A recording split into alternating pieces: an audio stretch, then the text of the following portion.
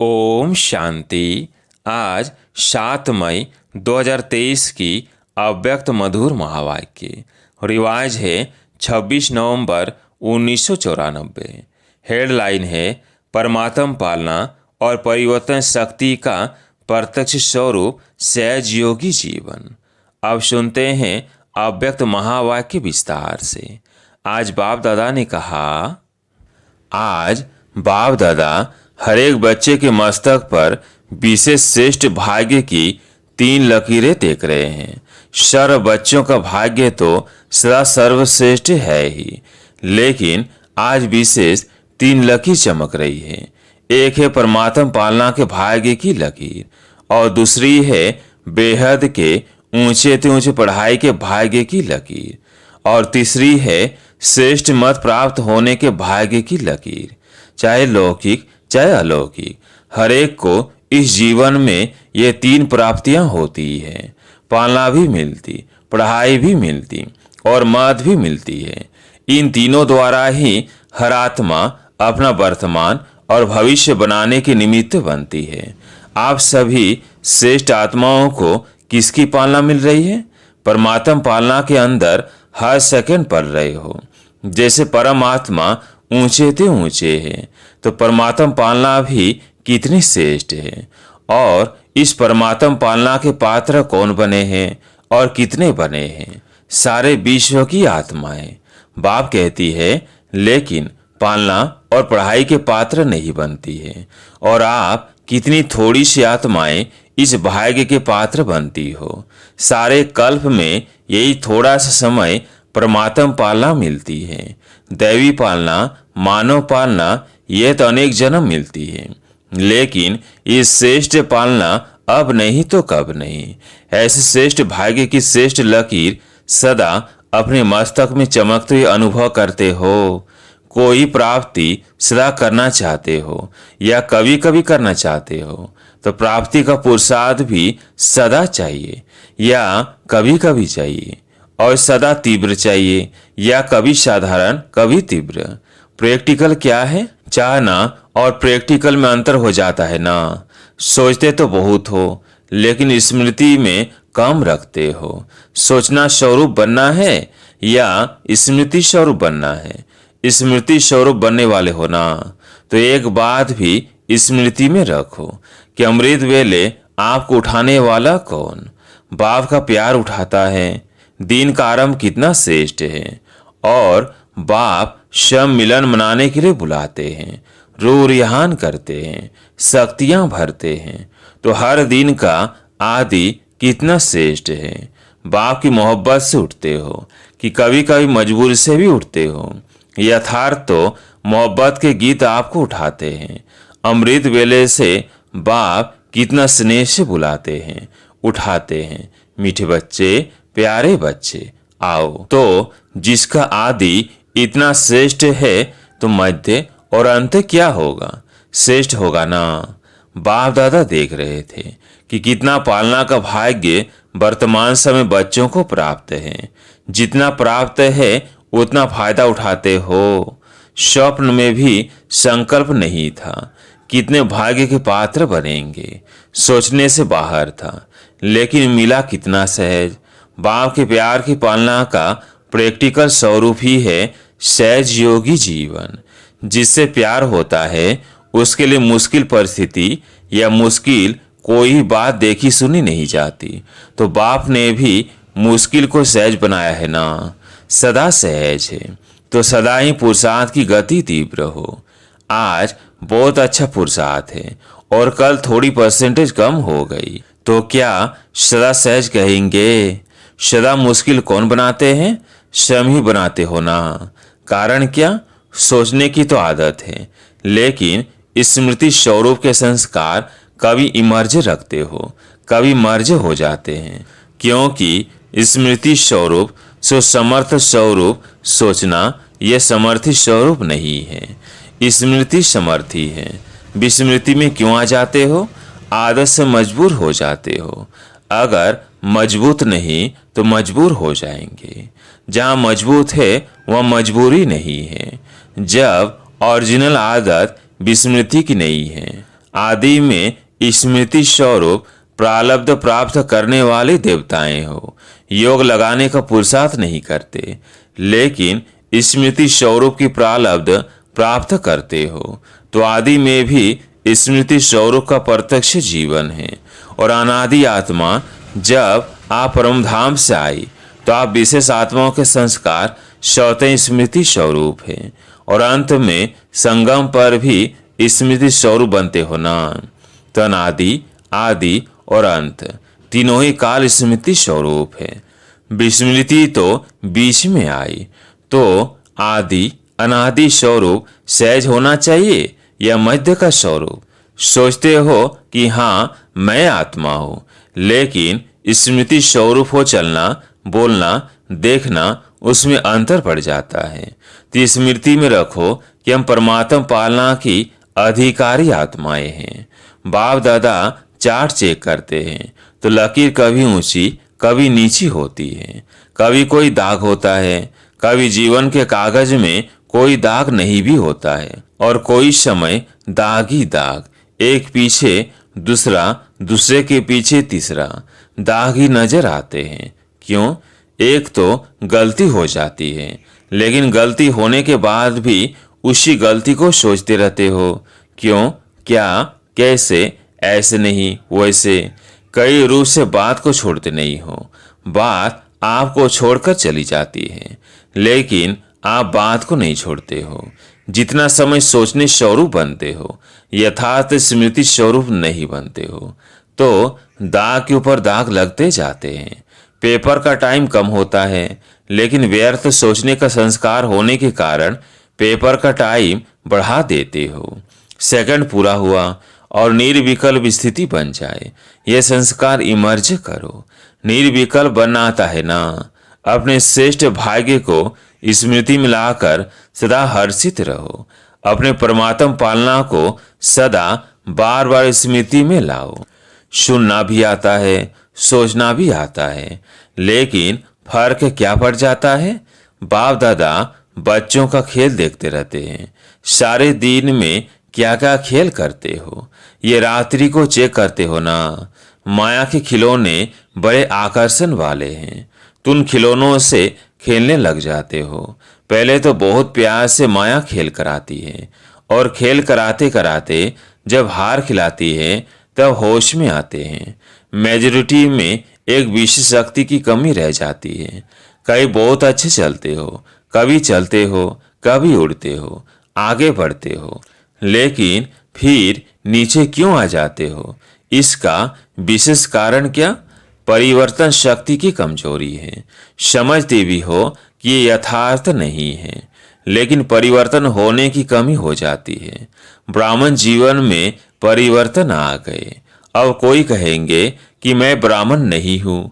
सभी अपने को बीके लिखते हो ना, हम ब्राह्मण हैं, ये समझते हो ना।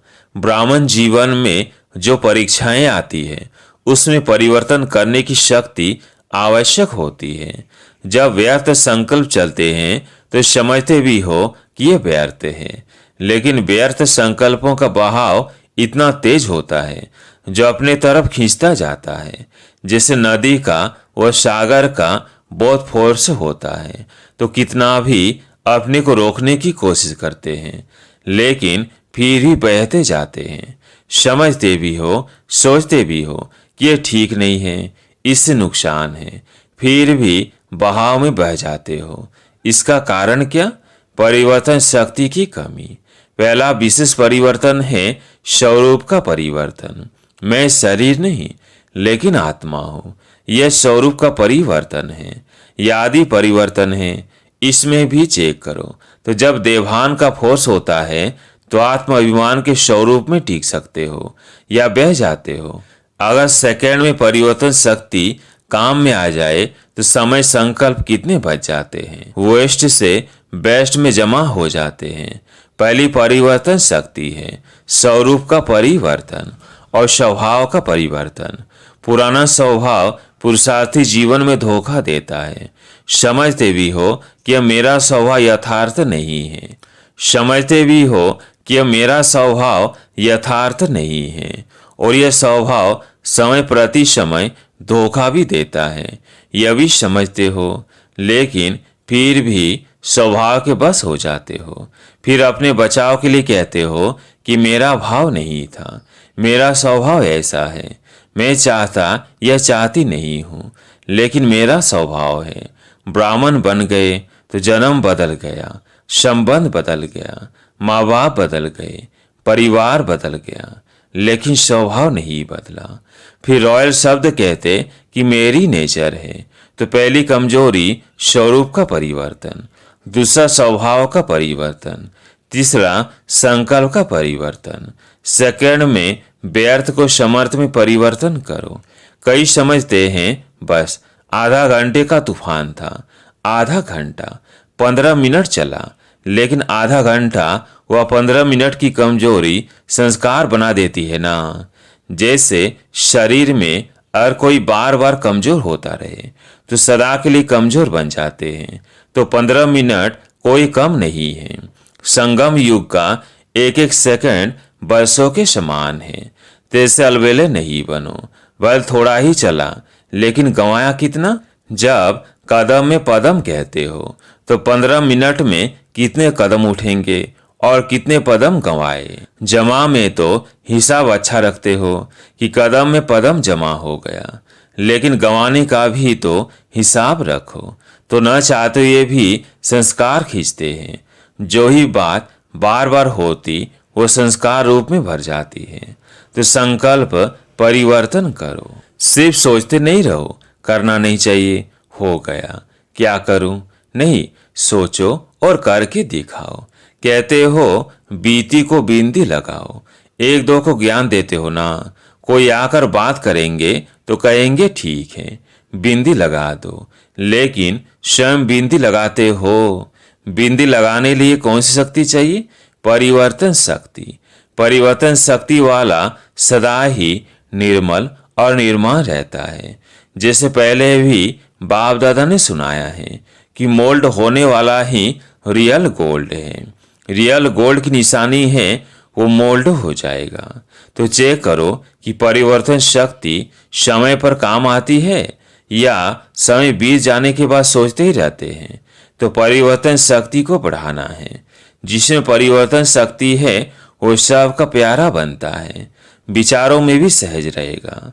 आगे बढ़ते सेवा में रहते हो ना, सेवा में भी विघ्न रूप क्या होता है? मेरा विचार, मेरा प्लान, मेरी सेवा इतनी अच्छी होते हुए भी मेरा क्यों नहीं माना गया? तो उसको रियल गोल्ड कहेंगे। मेरापन आ गया। मेरापन आना अर्थात अलाय मिक्स होना। जब रियल गोल्ड में अलाय मिक्स हो जाता है तो रियल रहता है, उसका मूल्य रहता है। कितना फर्क पड़ जाता है। तो समय और वायुमंडल को परख कर अपने को परिवर्तन करना, इसकी आवश्यकता है।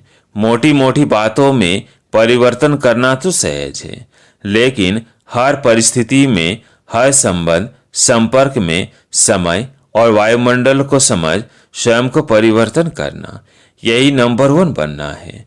यह नहीं सोचो कि फलाना भी समझे ना, यह भी तो परिवर्तन करे ना। सिर्फ मैं ही परिवर्तन करूं क्या? जो ओटे सो अर्जुन। इसमें अगर आपने अपने को परिवर्तन किया तो ये परिवर्तन ही विजयी बनने की निशानी है। समझा? अच्छा, चारों ओर के सर्व स्मृति स्वरूप आत्माओं को सदा सेकंड में परिवर्तन शक्ति द्वारा स्व परिवर्तन करने वाली श्रेष्ठ आत्माओं को सदा सहज योगी अनुभव करने वाले अनुभवी आत्माओं को सदा बाप के समीप और समान बनने की उमंग उत्साह में रहने वाली सर्व आत्माओं को बाप दादा का याद, प्यार और नमस्ते। टीचर से बाप दादा ने कहा, सभी टीचर्स तो सदा ही ज्ञान स्वरूप, स्मृति स्वरूप है ही, क्योंकि जैसे बाप शिक्षक बनकर आते हैं तो बाप समान निमित्त शिक्षक हो। बाप जैसे नहीं हो लेकिन निमित्त शिक्षक हो। तो टीचर्स की विशेषता निमित्त भाव और निर्माण भाव। सफल टीचर वही बनती है जिसका निर्मल स्वभाव हो। अभी निर्मल स्वभाव के ऊपर विशेष अंडरलाइन करो। कुछ भी हो जाए, लेकिन अपना स्वभाव सदा निर्मल रहे। यही निर्मल स्वभाव निर्वाणता की निशानी है। तो अंडरलाइन करो, निर्मल स्वभाव। बिल्कुल शीतल, शीतलता का गायन शीतला देवी है। तो निर्मल स्वभाव अर्थात शीतल स्वभाव। बात जोश दिलाने की हो लेकिन आप निर्मल हो, तब कहेंगे सफल टीचर। तो बाप दादा फिर भी अंडरलाइन करा रहा है। किस पर? निर्मल स्वभाव। समझा? अच्छा, प्रश्न है, सबसे बड़ा खजाना कौन सा है जिससे ज्ञान और योग की परख होती है? उत्तर है, सबसे बड़ा खजाना है खुशी। चाहे कितना भी ज्ञान हो, योग हो, लेकिन खुशी की प्राप्ति नहीं तो ज्ञान ठीक नहीं। कोई परिस्थिति आ जाए, खुशी गायब नहीं हो सकती। अविनाशी बाप का अविनाशी खजाना मिला है, इसलिए खुशी कभी गायब नहीं हो सकती। योग लगाते लेकिन खुशी नहीं तो योग ठीक नहीं। आपकी खुशी देख दूसरे आपसे पूछे कि क्या आपको मिला है। यही ज्ञान और योग की प्रत्यक्षता का साधन है। दूसरा प्रश्न, किस लगन के आधार पर विघ्नों की समाप्ति स्वतः हो जाती है?